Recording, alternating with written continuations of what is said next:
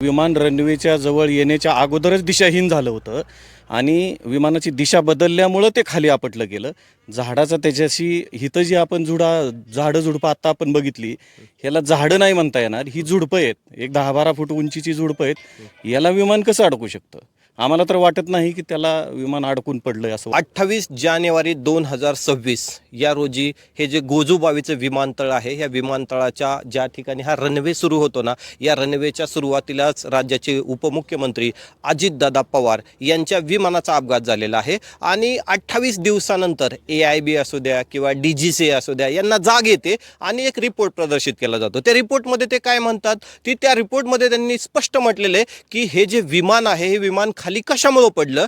तर हे विमान खाली पडत असताना त्याच्या अगोदर जी घटना झाली, त्यांनी सांगितले की काही झाडं होती आणि त्या झाडांना हे विमान पहिल्यांदा धडकलं आणि त्याच्यानंतर विमान खाली क्रॅश झाले. मी ज्या ठिकाणी ही घटना घडली त्या ठिकाणीच उभा आहे. आपण पाहतो आहोत की हा पुढे आहे तर हा रनवे आहे. हा रनवेच्या या ठिकाणी आपण पाहतो की इथूनच हा रनवे सुरुवात होत आहे आणि सुरुवात होत असताना तिथे एक छोटंसं बाबळीचं झाड आहे. त्याची उंची जेमतेम 12 फूट आहे आणि अशा ठिकाणी DGCA किंवा AIB काय म्हणताय की हे विमान आहे, ते विमान कशाला धडकले? झाडाला धडकले. तर या ठिकाणी ही मोठी हास्यास्पद बाब आहे.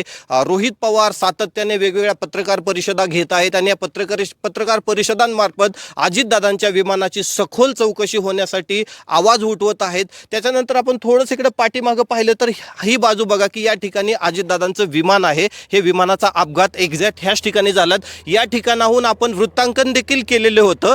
तर या ठिकाणी हे अपघात झालेला आहे आणि वरून आपण बघतोय, हे बघा एक विमान आहे, ते विमान या ठिकाणी येत आहे. अशाच पद्धतीने हे विमानं या ठिकाणी येत असतात. रनवे इथून जरी सुरुवात होत असला तर इथून पुढं 100 मीटर अंतरावर खऱ्या अर्थाने रनवे स्टार्ट होतो. ही सुरुवात आहे, परंतु विमान उतरतं ते इथून पुढं 100 ते 150 मीटरवर उतरत आहे आणि जो चालक आहे, पायलट आहे, त्याने विमान चुकीच्या दिशेने वळवले आहे आणि ते विमान आपण बऱ्याच वेळेस त्यातले काही CCTV फुटेज देखील प्रदर्शित झाले होते. त्याच्यामध्ये स्पष्ट दिसतंय की विमान हे डायरेक्ट काय झालेलं आहे, खाली आलेलं आहे.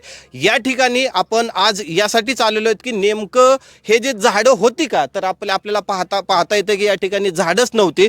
या निमित्ताने आपण या ठिकाणी अजितदादांचं फोटो देखील याच ठिकाणी ठेवला गेलेला आहे आणि या ठिकाणी राज्यातून अनेक वेगवेगळ्या संस्था असतील, विद्यार्थी असतील, अजितदादा प्रेमी असतील, ते या ठिकाणी दादांचं दर्शन आहे ते दर्शन घेण्यासाठी येत आहेत. आणि आज या ठिकाणी पुण्यातील एक नामांकित कॉलेज MIT कॉलेज या ठिकाणी आले आहेत. काही ते कॉलेजचे विद्यार्थी आहेत, शिक्षक आहेत, हे या ठिकाणी स्वच्छता मोहीम राबवणार आहेत आणि त्यांना एक वेगळ्या पद्धतीने आदरांजली आहे, ती आदरांजली या ठिकाणी वाहणार आहेत. आता हा जो अपघात झाला, या अपघातासंदर्भात जे काही रिपोर्ट आला, त्या रिपोर्ट संदर्भात ह्या गोजूबावी गावातीलच आपल्यासोबत सरपंच आणि पोलीस पाटील आपल्यासोबत आहे. आपण त्यांच्याशी या विषयावर चर्चा करणार आहोत.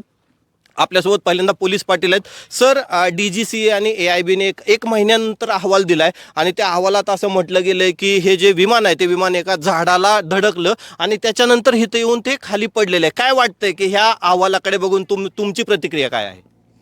आज आपण अजितदादांचा 28 जानेवारी रोजी जो अपघात झाला त्या ठिकाणी आलेलो आहोत. एक महिन्यानंतर जो DGCAचा अहवाल आलेला आहे की विमान झाडाला अडकून पडलं, पण ते आम्हाला तर तसं वाटत नाही, कारण विमान रनवेच्या जवळ येण्याच्या अगोदरच दिशाहीन झालं होतं आणि विमानाची दिशा बदलल्यामुळं ते खाली आपटलं गेलं. झाडाचा त्याच्याशी हिथं जी आपण झाडं झुडपं आत्ता आपण बघितली, ह्याला झाडं नाही म्हणता येणार, ही झुडपं आहेत. एक 10-12 फूट उंचीची झुडपं आहेत. याला विमान कसं अडकू शकतं? आम्हाला तर वाटत नाही की त्याला विमान अडकून पडलंय असं वाटत नाही प्रत्यक्षदर्शनी बघितल्यानंतर. रोहित पवार वारंवार म्हणतात की हा घात आहे का अपघात आहे, याचा न्याय निवाडा व्हावा. तुम्हाला काय वाटतं, रोहित पवारांचं मत बरोबर आहे का? रोहित पवारांचं मत 100% बरोबर आहे. कारण पायलट ज्या पद्धतीने विमान चालवत होता, ते जसं विमान उतरतं ते नेहमीसारखं विमान उतरत नव्हतं. ते बघून हे आम्हाला पण गोजबावीकरांना नेहमी हेच वाटतं की पायलटने विमान व्यवस्थित उतरवलं नाही, म्हणून हा अपघात झाला आहे. आपल्यासोबत गोजूबाई गावचे सरपंच देखील आहेत. सरपंच, हा जो अपघात झाला 28 जानेवारी सकाळी 8:46 अपघात झाला, तुम्हाला ह्या अपघाताची कधी बातमी कळाली आणि तुम्ही किती वेळात या ठिकाणी पोहोचला होता? प्रथमतः दादांना भावपूर्ण श्रद्धांजली, मनापासून श्रद्धांजली. 8:46 अपघात झाला आणि त्याच्यानंतर कमीत कमी 3 ते 4 मिनिटामध्ये आपल्या वस्तीतील लोक सर्वजण पळत आले होते इथं. 4 ते 5 मिनिटांनी आणि समोरची तर एक वस्ती आहे, समोरच्या वस्तीपासून 2 ते 3 मिनिटामध्ये समोरचा माणूस इथं आले होते. आता 28 दिवसानंतर अजितदादांचा जो विमान अपघाताचा एक रिपोर्ट बाहेर येतो आहे, AIB असू द्या, DGC असू द्या, या अपघातात म्हणतात की हे विमान आहे ना अगोदर काही झाडांना धडकलं आणि त्याच्यानंतर इथं खाली पडलेलं आहे. काय वाटतं ह्या अहवालातील रिपोर्टकडे पाहून तुम्हाला? आता एवढं मोठं विमान यायचं ही काही पहिलीच वेळ नाही गोजुबाईमध्ये. याच्या अगोदर भरपूर वेळ आलेले आहेत. हे जे विमान आलं त्याच्यामध्ये एक विशिष्ट प्रकारचा आवाज येत होता पहिली गोष्ट, आणि अत्यंत खालून आलं होतं, एकदम खालून. जे नेहमीचा जो प्लेनचा लँडिंगचा विषय असतो ते वरून येतं, एक राऊंड मारून मग उतरवतात. पण हे जे विमान अत्यंत आवाज वेगळा होता. ते खालून आलो, खाली आल्यानंतर त्यांनी परत राऊंड मारला, दुसरा राऊंड मारल्यानंतर जे पुढं आल्यावर परत तिरकं झालं, एका अंगावरती कळलं आणि मग त्याच्यानंतर अपघात झालेला आहे. म्हणजे हा काही ना काही याच्यामागं काही ना काही दृष्टिकोन दिसतोय. DGC असू द्या किंवा AIB असू द्या, डोळ्यावर पट्टी बांधल्यासारखं काम करत आहेत आणि दिशाभूल करणारे जे रिपोर्ट आहेत हे रिपोर्ट येत आहेत असं सर्वसामान्यांचं मत आहे. आज या ठिकाणी पुण्यातील प्रसिद्ध MIT कॉलेज आहे, MIT कॉलेजचे विद्यार्थी याच ठिकाणांची स्वच्छता मोहीम राबवण्यासाठी आलेले आहेत. आपण त्यांच्याशी आपण अजितदादांविषयी बातचीत करूया. प्रथमतः MIT कॉलेजचे शिक्षक आहेत, आपण शिक्षकांशी बोला. सर, आज का वाटलं तुम्हाला की अजितदादांचं या ठिकाणी अपघात झालाय त्या ठिकाणी जावं आणि अजितदादांच्या या अपघाताच्या ठिकाणी आपल्या विद्यार्थ्यांना घेऊन इथं स्वच्छता करावी? ओके, नमस्कार. प्रथमदर्शी दादांना नमस्कार आणि भावपूर्ण श्रद्धांजली. आम्ही MIT वर्ल्ड पीस युनिव्हर्सिटीतर्फे सेकंड इयर कम्प्युटर इंजिनिअरिंगचे विद्यार्थी घेऊन स्वच्छता मोहिमेसाठी आम्ही या गावी आलेलो होतो. तर आम्हाला वर्जून यावं असं वाटलं आणि इथे स्वच्छता मोहीम राबवावी असं वाटलं. कारण याच्यामागे प्रत्येकाच्या भावना वेगवेगळ्या आहेत, प्रत्येकांचे दुःख वेगवेगळे आहेत, प्रत्येकाला काहीतरी बोलायचं आहे या अपघाताबद्दल किंवा त्यांच्या कामाबद्दल. फक्त एकच सांगू इच्छितो की त्यांच्या आत्म्याला आदरांजली मिळावी आणि शांतता मिळावी. काही विद्यार्थी आहेत आपल्यासोबत, आपण विद्यार्थ्यांच्या प्रतिक्रिया जाणून घेऊया. दादा, अजितदादांचा अपघात झालेला आहे आणि आज त्याच ठिकाणी तू आलेला आहे, काय तुझ्या भावना आहेत? तर आम्ही आमच्या कॉलेजचा रुरल इमर्शन प्रोग्राम घेऊन गोजुबावी या गावामध्ये आलो. 2 डिव्हिजन आहेत आमच्या आता सध्या या गावामध्ये. तर ह्याच प्रोग्रामच्या अंतर्गत आम्ही गावामध्ये श्रमदान करायचा निश्चय केला. म्हणून जेव्हा आम्ही श्रमदान करायला सुरुवात केली तेव्हा आम्हाला असं आढळून कळलं की अजितदादांचा जिथं अपघात झाला त्या अपघाती स्थळी आपण यावे आणि एक वेगळ्या प्रकारची आदरांजली आपण त्यांना व्हावी असं मला वाटलं. मलाच नाही, सगळ्या स्टुडंट्सला वाटलं.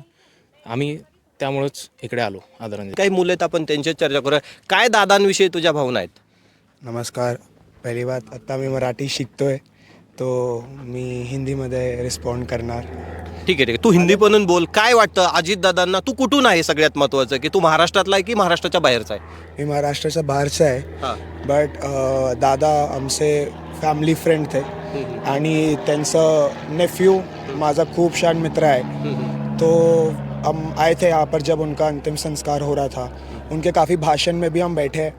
उनके जो शब्द थे जो महाराष्ट्र को इम्पैक्ट करते थे दादा, वो काफ़ी ज़्यादा था. और आई थिंक महाराष्ट्र ने एक बहुत बड़ा पॉलिटिशियन खोया था जब दादा की डेथ हुई थी, क्योंकि काम करने वाले लोग चाहिए अभी महाराष्ट्र में हमारे को. सब लोग खुश थे. बारामती के लिए काफ़ी डार्क होल है जो कोई और भर नहीं पाएगा दादा के अलावा.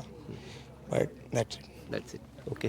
या ठिकाणी काही मुली आहेत, आपण मुली देखील हे श्रमदानाचं काम आहे ते श्रमदानाचं काम करण्यासाठी या ठिकाणी आलेले आहेत. आपण यांच्या भावना जाणून घेऊया.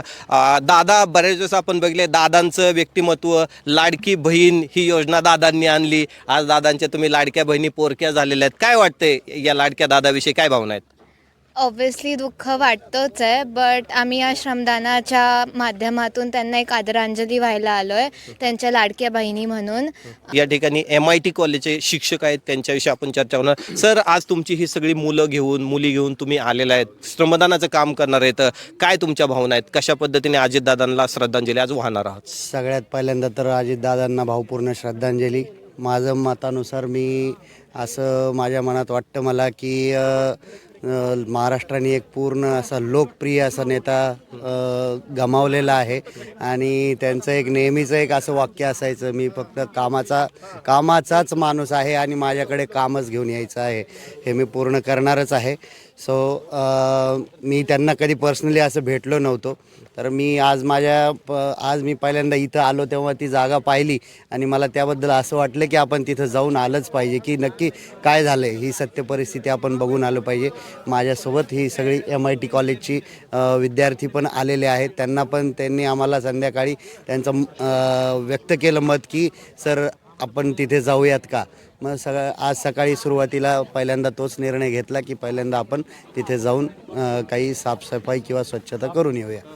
आपण पाहत आहात मी कामाचाच माणूस आहे आणि शेवटपर्यंत काम करत राहणार आणि म्हणूनच या कामाच्या माणसाला काम करून श्रमदान करून एक आगळी वेगळी श्रद्धांजली वाहण्यासाठी आज MIT कॉलेजचे विद्यार्थी शिक्षक आणि गोजूबावी गावातील काही ग्रामस्थ या ठिकाणी जमलेले आहेत. कॅमेरामॅन महेशसह संतोष .com महाराष्ट्र बारामती.